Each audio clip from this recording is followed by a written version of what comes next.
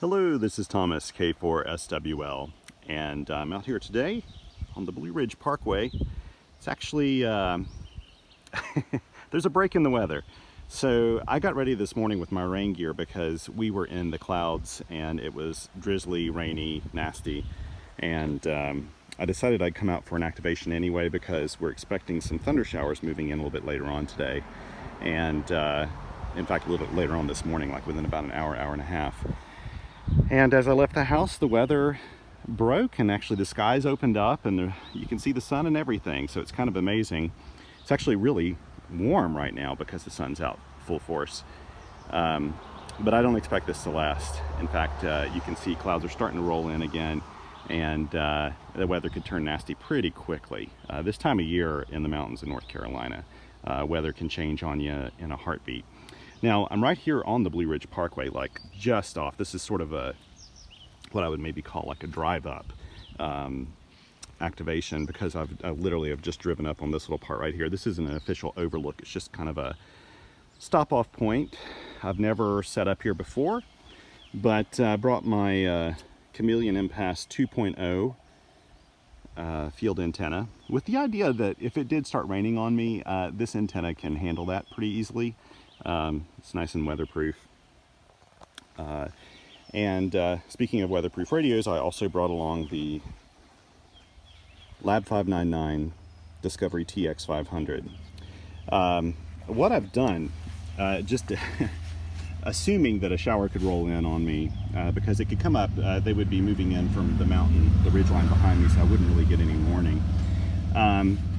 The TX500 is weatherproof. I'm not too worried about it raining on it really. Of course, the T1 antenna tuner is not weatherproof. I do need an antenna tuner for the MPAS 2.0. It's not weatherproof, but I can tuck it in one of the pockets here on my red ox bag easy enough. And the microphone probably isn't weatherproof either, but I can also kind of tuck that away, really only leaving this exposed. I've got the battery pack here, and it's nice and waterproof where it is underneath this flap, actually in the pocket of the flap at the top of my rucksack. And so I'll kind of show you the site here just to kind of give you an idea. I'm recording this, by the way, with my iPhone, and so not the best recording, but it'll allow me to upload this sooner rather than later. It's just a beautiful day. You can really actually get some pretty nice long-range views up here. I wasn't expecting this. I thought I'd be in the fog, and I probably will be yet again, but literally the parkway is right here. It's a nice little waterfall back over there, actually, just off the parkway. And so, yeah, this is kind of a little roadside deal. Let's get this going. I'd like to make this activation go as quickly as possible. I'll try to set this up so that you can see everything. It's going to take me a minute to adjust because if you haven't watched my videos before, this is a real-time, real-life video. So there are going to be no edits in this. You get to see all this in its amazing Technicolor glory. Which means you're going to see a lot of mistakes, which is good because we all make mistakes, right? Let's see how many calls I can copy incorrectly today. We're going to run CW. I've got my pocket paddle here and hopefully a cord that works really well. I've had really bad luck with cords lately, actually. This one right here, you can see is starting to fray there at the end. I need to invest in some more 1/8 inch patch cords. Let's see if I got... Yep, I've got some noise there going. See, I may move the speakerphone up here so we can hear it a little bit better. My side tone's not terribly loud on this radio right now, so I'm not sure how much of that you'll be able to hear. I also don't know if you'll be able to see the screen of the radio very well. That's not really the idea. We'll hear the audio and hopefully you can see me log if I can do this correctly. So let's get going. Let's see. Let me go ahead and send a long CQ with the hopes that the reverse beacon network will pick me up and the POTA website will spot me. put on my reading glasses so I can see. Oh, and I should say, I did tune this up already. I mainly wanted to see if everything was working fine, so I went ahead and tuned it up. It took the T1 about 2 seconds to tune this up. It was very, very quick. And I have like a 1-to-1 match. Starting on 40 meters CW. And let me take a quick look at the time. So we're at 33:78. Okay, so it's about 9:25 a.m. local. Let's go ahead and get this thing started.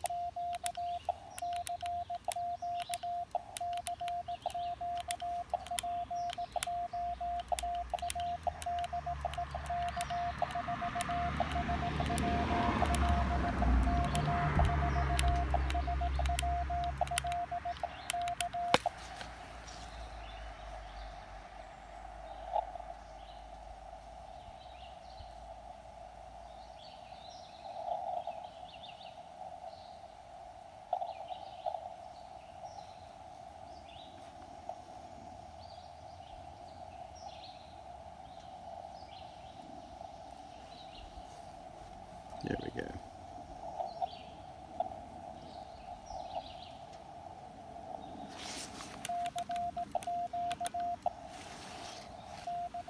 So what I did was I changed the meter reading. You probably can't see this on the radio, I don't think.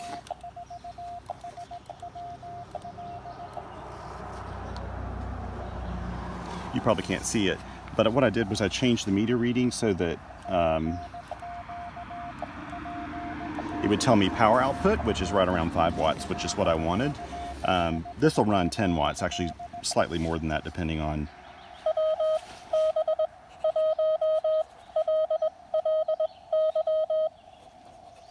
Okay.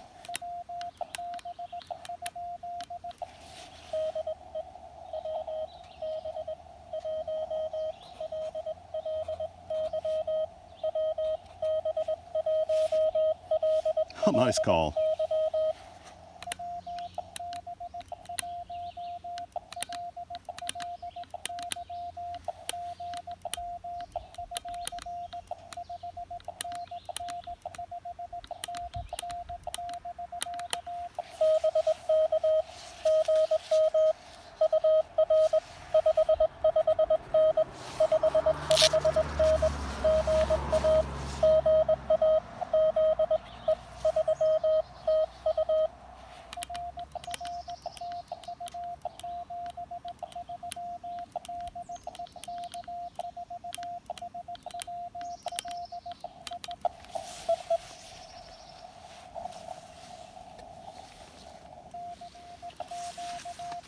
It's nice, somebody from Georgia.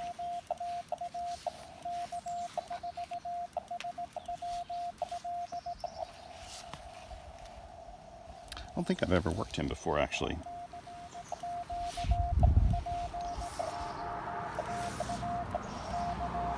I haven't mentioned this, well, and I know I've mentioned this before in other videos, but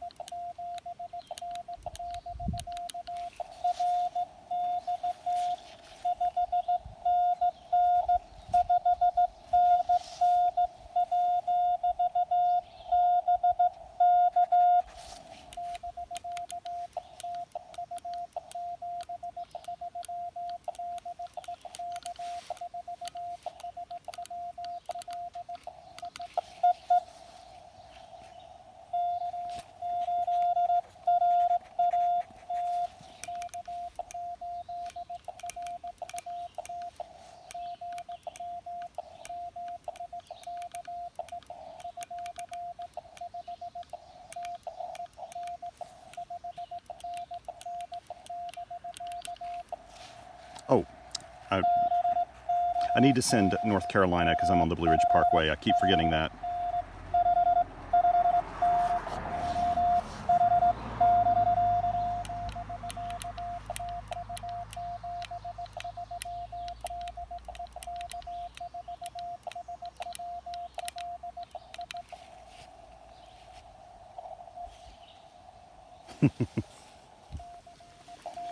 Yeah, I'm on the Blue Ridge Parkway, which is a multi-state entity. It's in North Carolina and Virginia, so you have to send North Carolina after this so people know.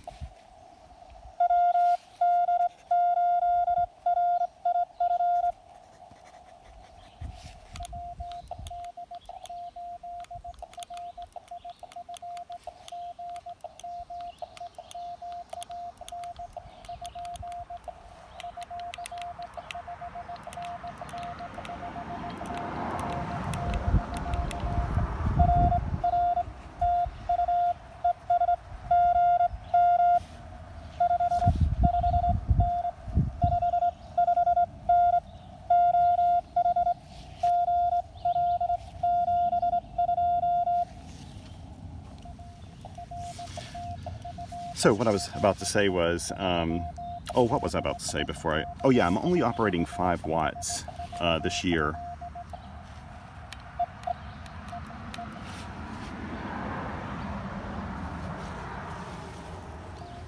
I'm only operating 5 watts this year to get activations. So my first 10 with a Parks on the Air activation, I'm doing 5 watts.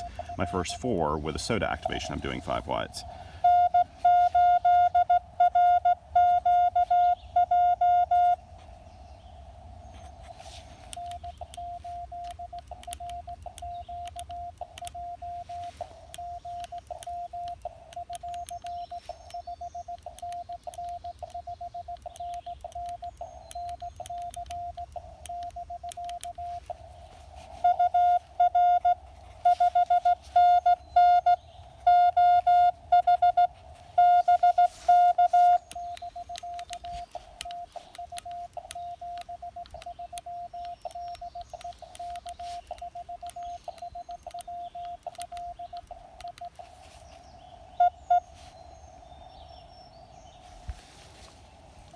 In truth, though, even though I'm only validating each activation with 5 watts, I'm only really operating 5 watts almost all the time.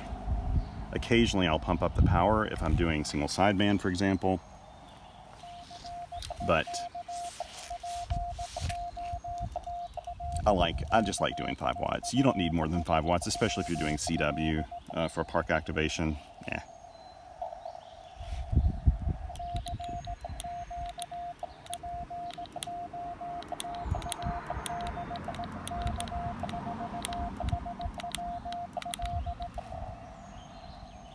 And the power meter reading on there is showing a solid 5 watts, right, floating just around 5 watts.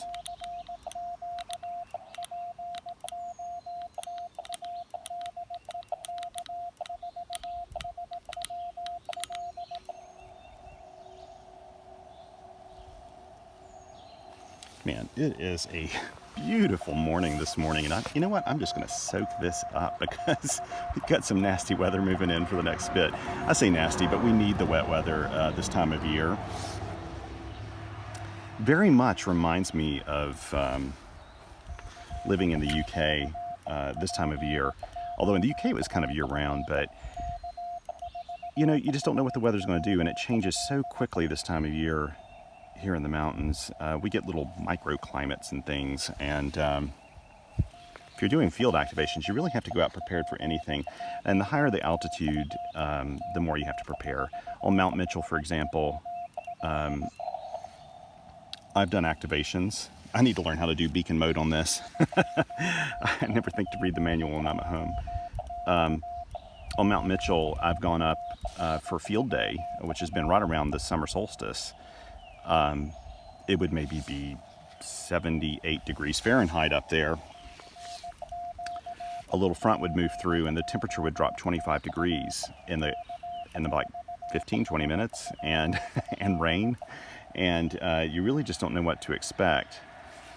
So you really need to be prepared anytime anytime you're in an area with fickle weather, just take everything. I'm wearing a rain jacket right now. It's a little warm because the sun's out, but I know it could rain on me any moment. I should be using my Ride in Rain pad, come to think of it.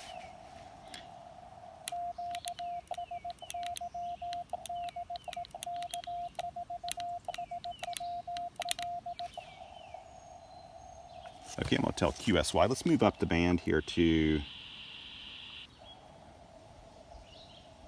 13 meters. 30 meters, rather. Ooh, it's awfully quiet. Let me put this on my tone.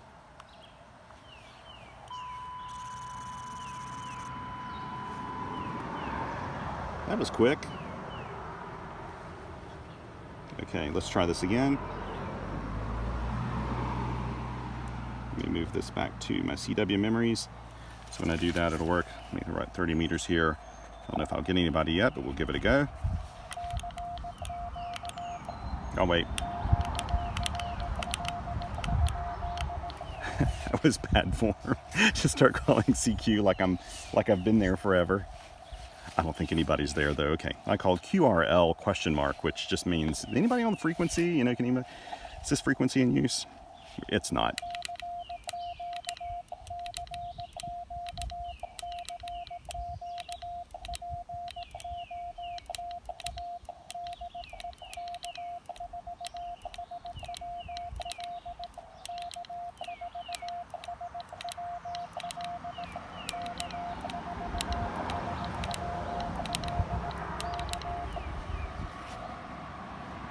That's a pretty long CQ. Hopefully that'll get the attention of the reverse beacon network.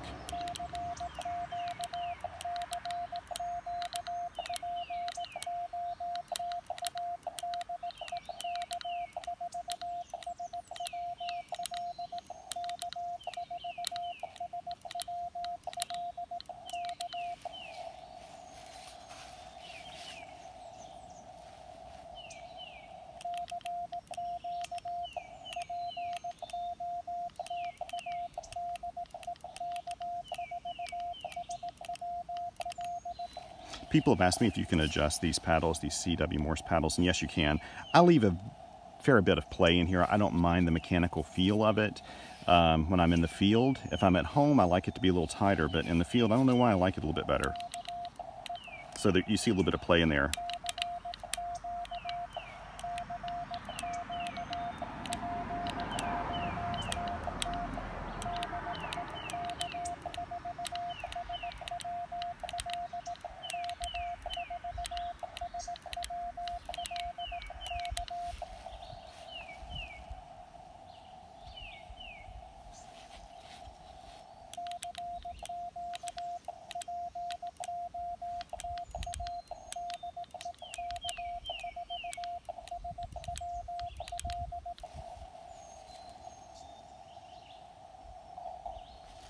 Let's use the, tell you what, there's not a lot of people out this morning. I'll probably move back down to 40. I may move down to, actually I know what I'll do. I'll move to the 60 meter band if nobody's there. But I want to give this a solid go first, because once you're spotted, you really want, I mean, you need your spot to be out there for quite a few minutes just so people can see it and they're not constantly hunting around for you.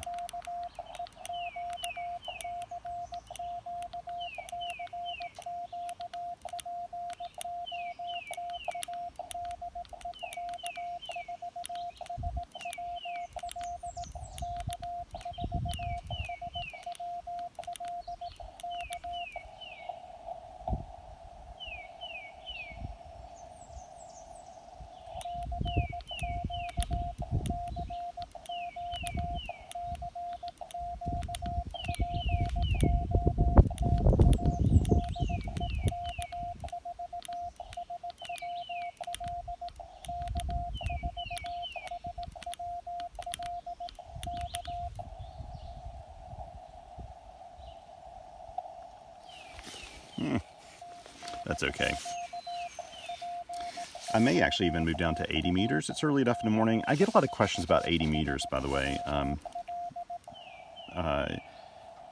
people will notice in my activations that I'll go down to 80 meters and it may be noon when I'm doing that. And they'll say, well, that's not the best band for, that in the middle of the day.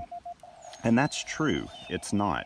If you're wanting, especially if you're wanting any kind of distance on your signal, if you want any DX or anything, it's just not the right band for that. However, with PODA and with SOTA and any other field activation you're doing, you've got to think about where your chasers are and your hunters. And I live here in Western North Carolina, and while I don't live in a very populated area, really, it's not densely populated here, there are densely populated areas within an 80-meter footprint, daytime footprint. And so I can hit into Tennessee, down into Charlotte, North Carolina, South Carolina, Georgia, Virginia, even into West Virginia on 80 meters in the middle of the day. And there are a lot of people in those areas. And so it's a great way. If you only need 2 or 3 contacts, you can go there and that's, you may get those. Now, if you lived in some place like really sparsely populated, like say, Wyoming or Montana or someplace, if you hop on 80 meters, if there aren't a lot of hunters in that footprint, then yeah, you're not going to make a lot of contacts there. You would do better on 40 meters, 30 meters, or 20 meters probably. Speaking of which, I'm going to go ahead and move to 20 meters.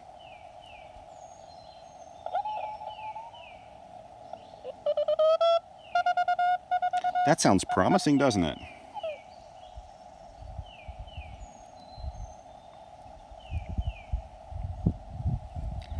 Let's wait there just a second, see if we hear anybody on frequency. I'm on 14044. It's possible I could get some people on 20 meters. This is not the most ideal for this time of day. If I were doing a SOTA activation, it would be good because I could probably get into Europe this time of day with 20 meters. But Parks on the Air, I didn't announce this on the WWFF site, didn't think about it, I came out here so quickly.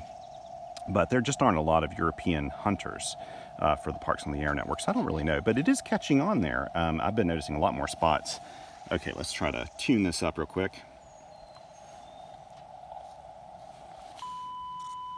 Yep, done. That was quick. I've noticed a lot more spots for folks in the UK especially. Now that the lockdown's done, I've noticed people are hitting the air and trying to do Parks on the Air activation. So let's give it a long CQ. Of course, I should ask,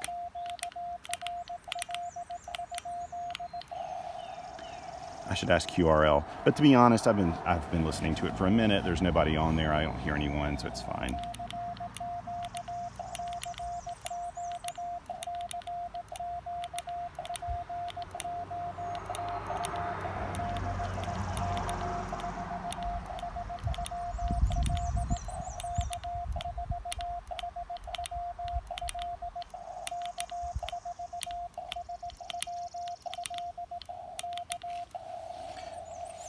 Now, if this were a really rare park, I would get a lot more contacts even this morning. This is not. Blue Ridge Parkway is probably one of the more activated parks in the Parks on the Air network. It's long. Actually, I've never activated at this particular site, even though I've activated the Blue Ridge Parkway countless number of times. I bet that in a year you could activate the Blue Ridge Parkway every single day from a different site every day.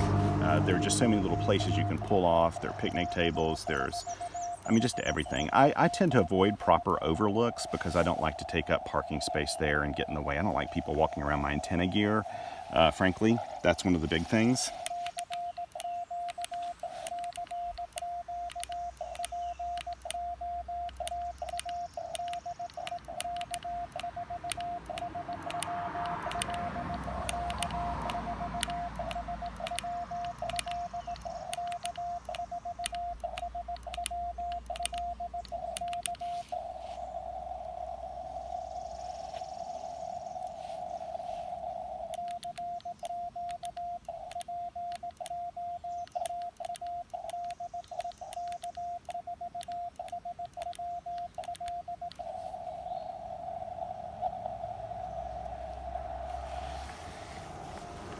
May be moving back down to the low bands here soon.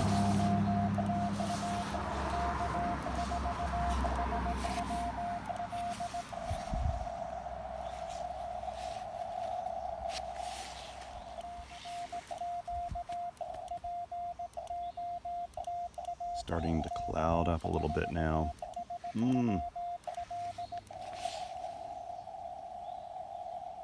I'm okay with rain. I just don't like any sort of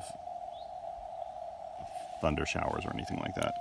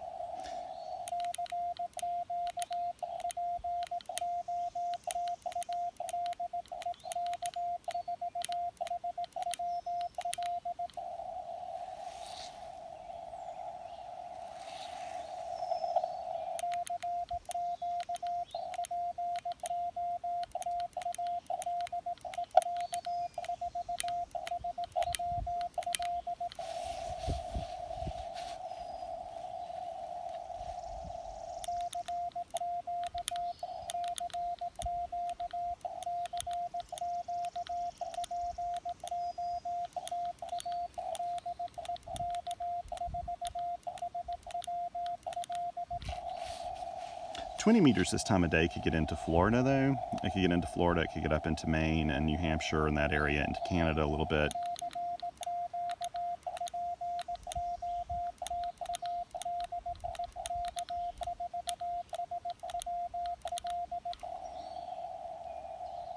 One way...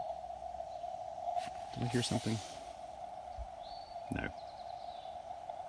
One way that you really know where you're heard across the bands and what time of day is if you do a lot of chasing of Summits on the Air and Parks on the Air and WWFF folks. If you're chasing, you kind of get an idea of where they are, where you are, and what times of day the bands work, which is kind of a good thing. You know what? I'm going to move down because I need to start making some contacts here.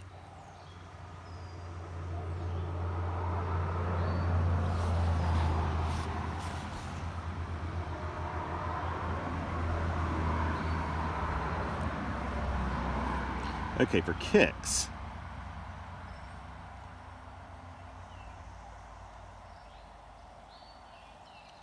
For kicks, I'm going to do 80 meters, okay? I don't expect much out of this, but I kind of just want to tune it up and see how it works, right?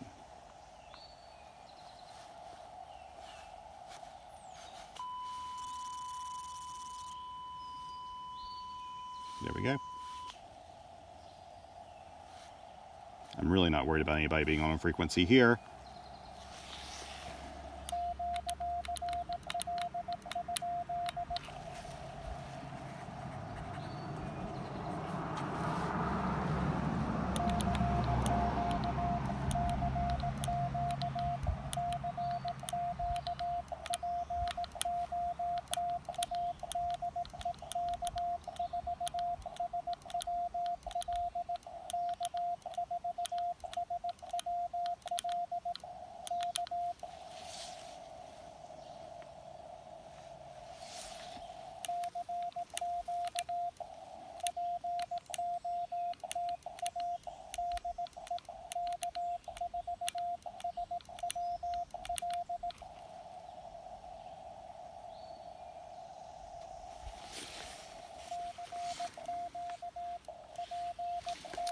Try to lift this up real quick so you can see.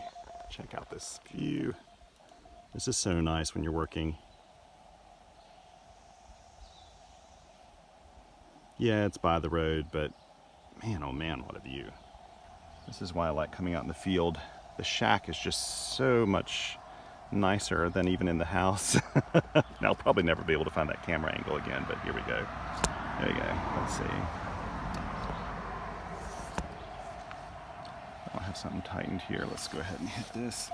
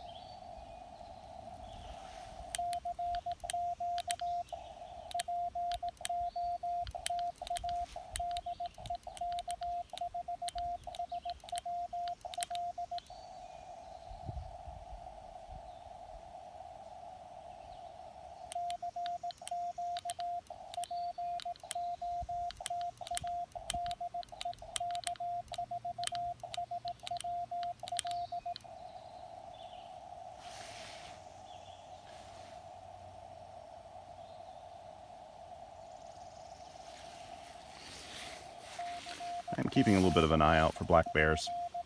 They are all over the place right here. We actually don't live too far from here. In fact, I can see the ridge line. Over that ridge line is my house, but and there are just black bears everywhere around here. I don't have Hazel with me today, but I'm also close to the road, which usually bears try to avoid it a little bit. But I just the other day when I was out here, there was a bear and her mom, a mama bear and her cub, walking across the road, and I worry about tourists that come here and are not used to that.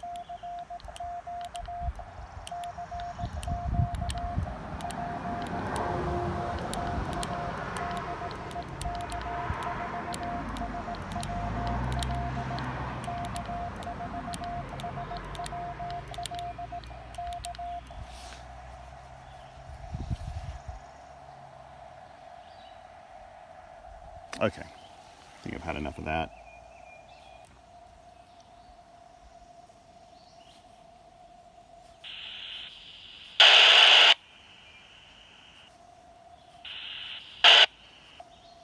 Sorry, I keep going across there. Now, you know what? I thought maybe someone was on frequency. I don't think they are, actually. If they are, they're nowhere near me. Let's try to tune this up on 60 meters. See if we can find somebody there.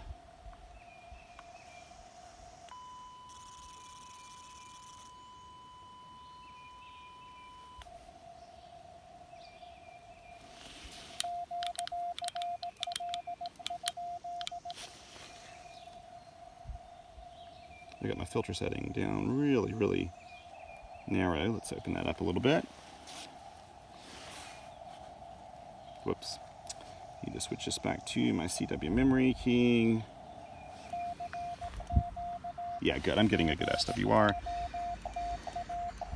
I like writing down what band I'm going to, not only so I can remember that, but then later when I look at it, I'm like, yeah, these didn't work very well that day.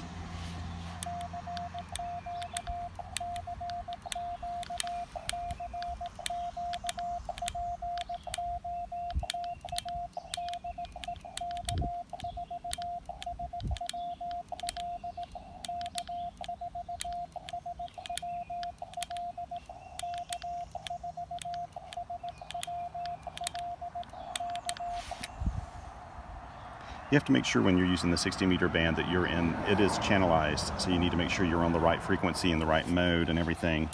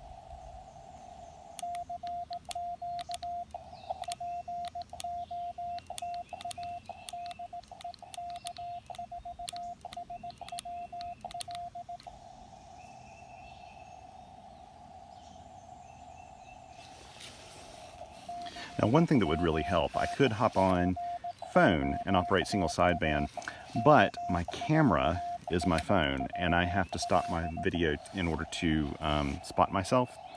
And there is no reverse beacon network to spot voice operation, so I can't really text anybody or do anything as I'm using my iPhone. I'm using my iPhone this time so that I can upload it in a reasonable amount of time. It's usually when I visit my parents and help them out once a week. They have decent bandwidth at their house. We have horrible bandwidth at our house. And there's where I usually upload my videos. But through the cell phone network with my iPhone, I'm able to do it within, I don't know, a day or something.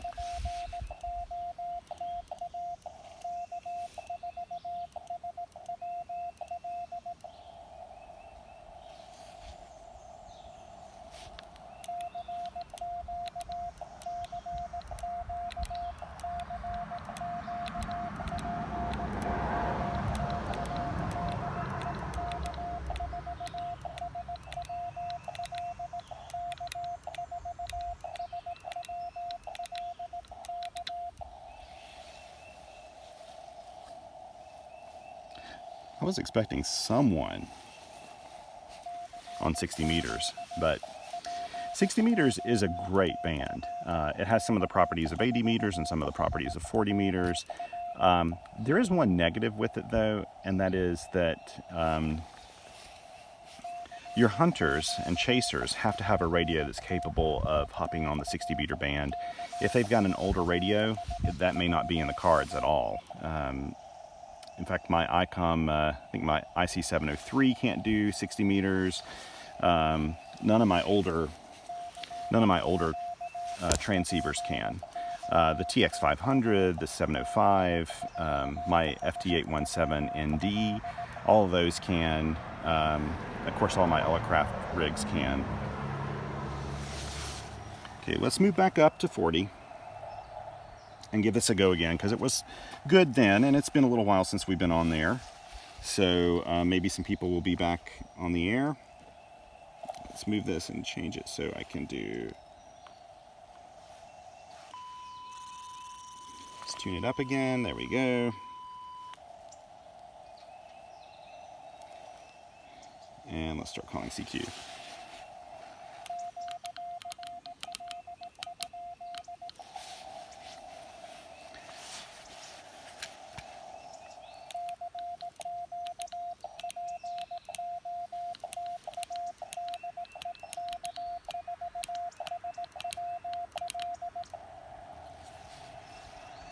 I'll need to do a long CQ call since it's been a while.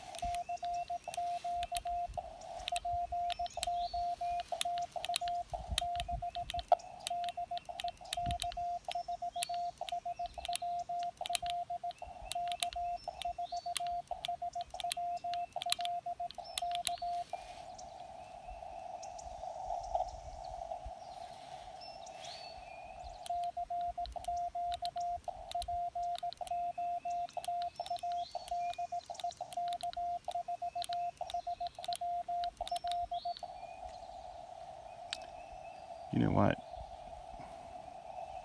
Propagation's gone down. These were all just within a minute of each other, and then all of a sudden nothing. And that is telling me that we've had something really disturb the ionosphere.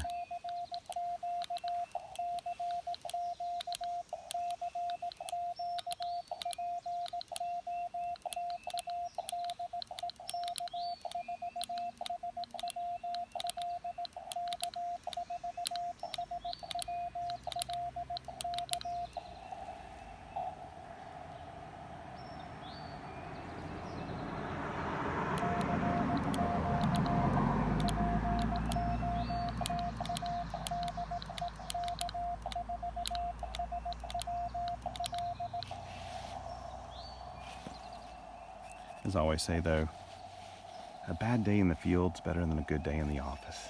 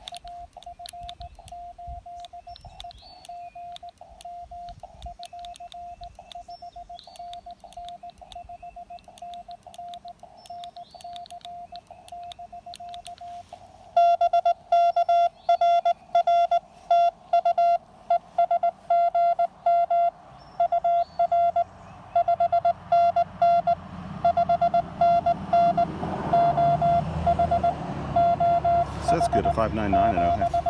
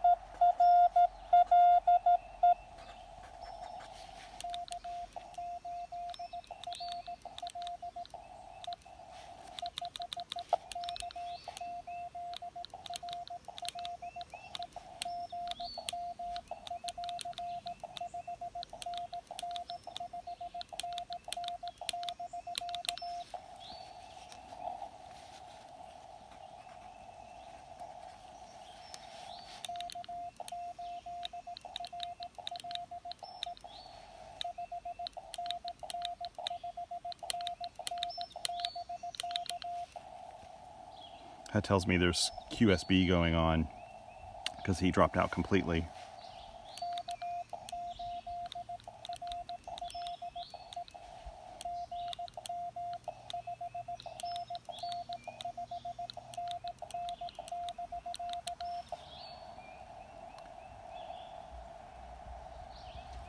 I'll try one more.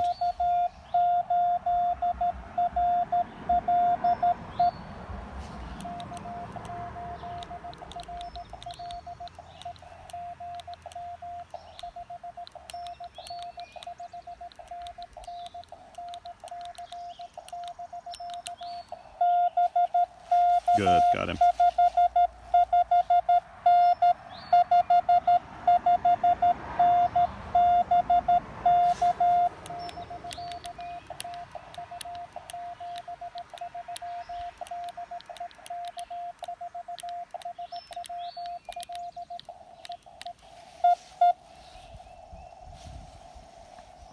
Okay, we got 1, 2, 3, 4, 5, 6, 7, 8, 2 more.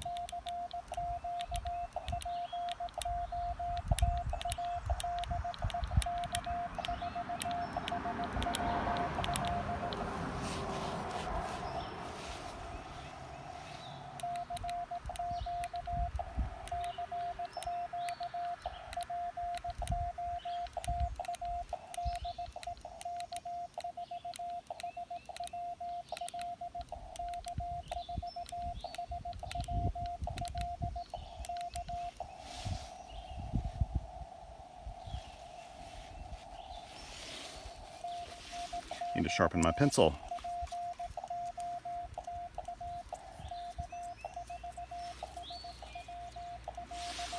There we go. I love these pencils. I'll try to show you what the name of it is here. I don't know if it'll focus in on it, but these are great. They don't have an eraser, but I mark things out in my log when I'm, need to make a correction. Anyway, I don't really use erasers. But you can always, these have nice thick leads, and you can sharpen them in the field. I like them. I prefer them to other mechanical pencils.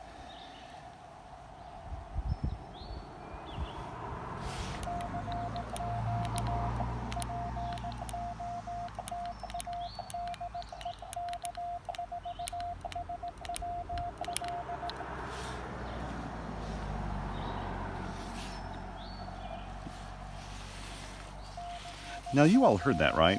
I got all these in a big cluster. I got these in a little cluster, and now nothing. But the fact that K8RLE, unless this op was having some kind of difficulty on the other end, likely what happened was fading just went completely down, and they were not able to hear me in all of my comebacks to them. And that's not at all uncommon. In fact, just was it yesterday or the day before, KN3A, Scott was activating a park, I think in Pennsylvania, and I worked him on 2 or 3 bands. It may have even been 3 bands. Each one of them was a real struggle, and he would go from a 599 down to nothing. And I'm sure I was doing the same thing on his end. And that's just the way conditions are these days.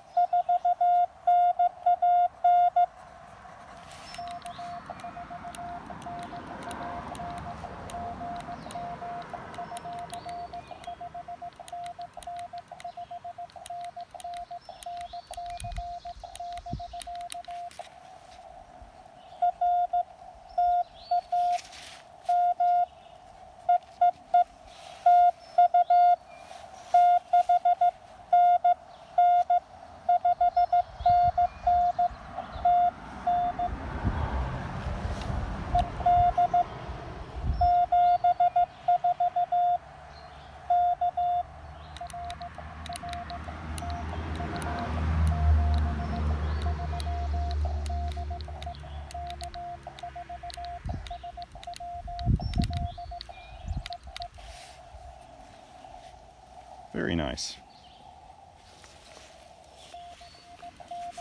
So now I'm up to 9. I got 1, 2, 3, 4, 5, 6, 7.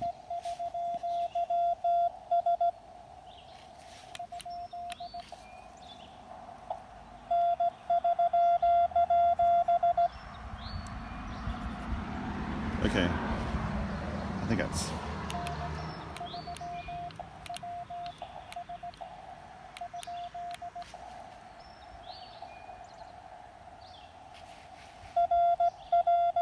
Good, okay.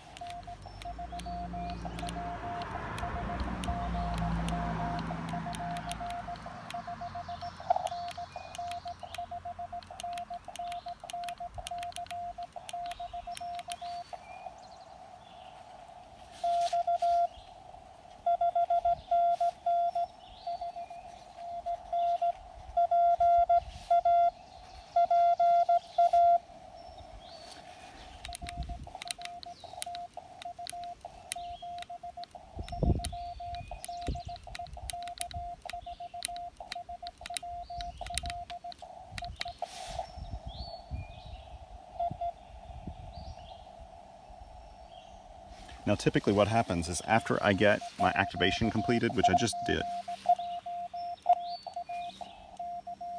is I get a string of people after I've struggled.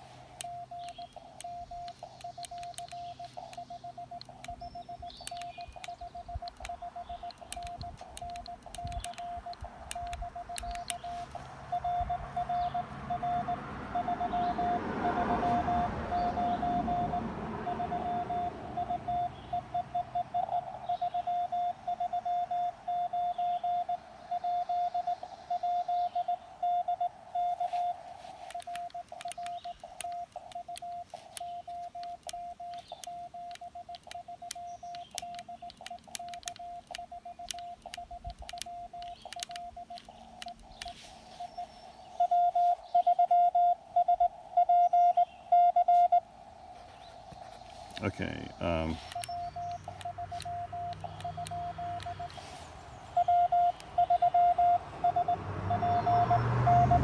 right.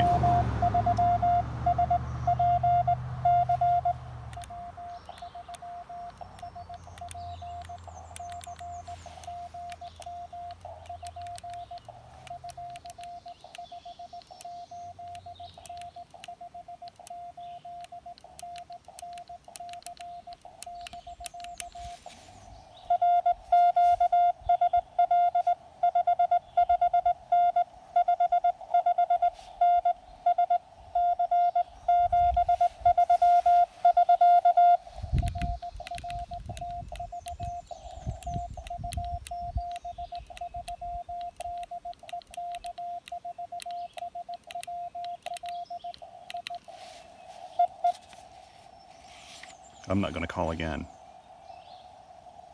Okay.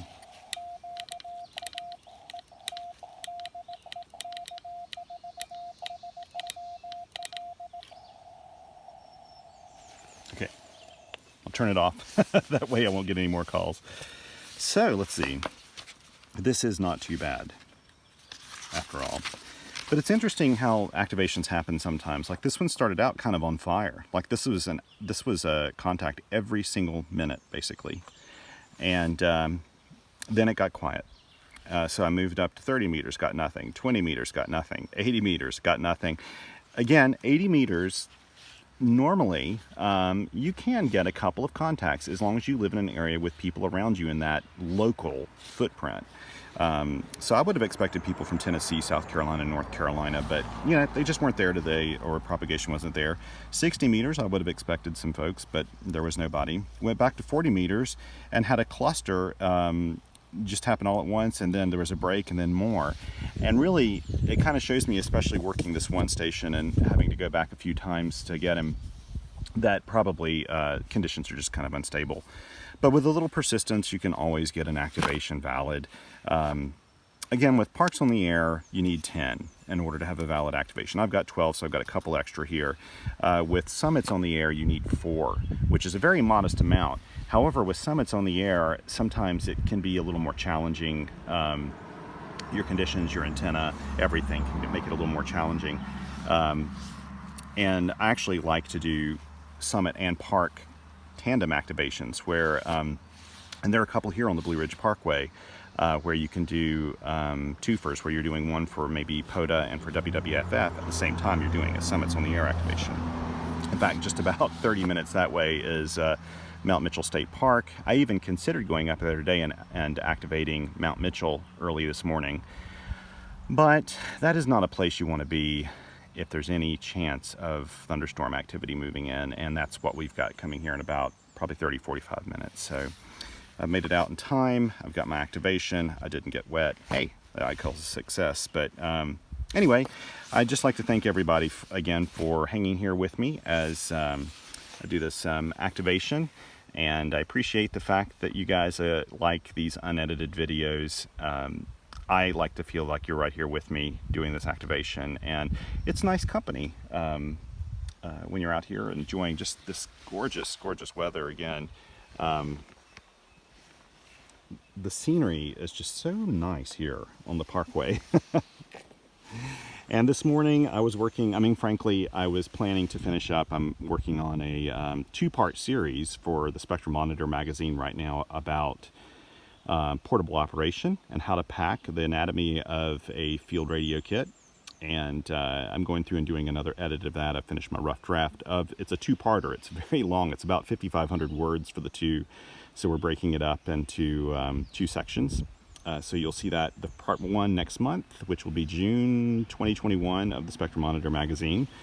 And then the next one will be in the July issue.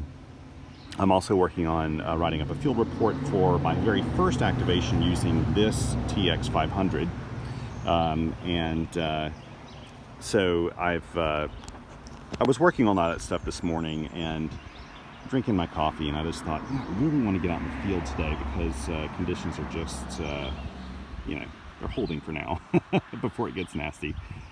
And I'm glad I did. This was a lot of fun. It was a great excuse to bring out the MPAS 2.0 again. This antenna is wonderful for these types of things because when you look at a roadside activation, they can be very convenient on something like a parkway, but the issue can be that your area where you park and set up may not be convenient to trees. And like here, where the ground slopes this way, the trees are kind of down. If I wanted to put a line up in one of these limbs, it's a little more challenging because the throw line will want to go off into the woods, and it can take a while to set that up. This is super steep right here. I mean, it just kind of drops off. And vertical antennas, though, especially I think when you've got this nice clear opening, vertical antennas work really, really well. And yeah, and the antenna has a great view today. This is just wonderful. I'm sorry, I shouldn't go on about this, but I like soaking it in. And I hope you do too. Thanks again for joining me today for the activation. And I hope everyone has a wonderful week. And if you got time, subscribe and share this with anyone that you want to put to sleep with a video. Feel free to do that. Again, my goal here is not monetizing this channel. My goal here is just sharing my enjoyment of field radio work, doing these unedited real-time videos, and I never intend to change any of that. I won't have any ads on my channels. I have no issues with other people using ads to monetize their channels. I just don't want to do it for this. I kind of want it to be its own thing, and I'm glad you guys appreciate it. If you want to support me, you can through Patreon and PayPal. I've got links in the description below, but never feel like you have to do that. If you're trying to save up for a transceiver or antennas or whatever, if you want to go on a vacation, do that instead. But thank you again for joining me, and until next time, 7 threes.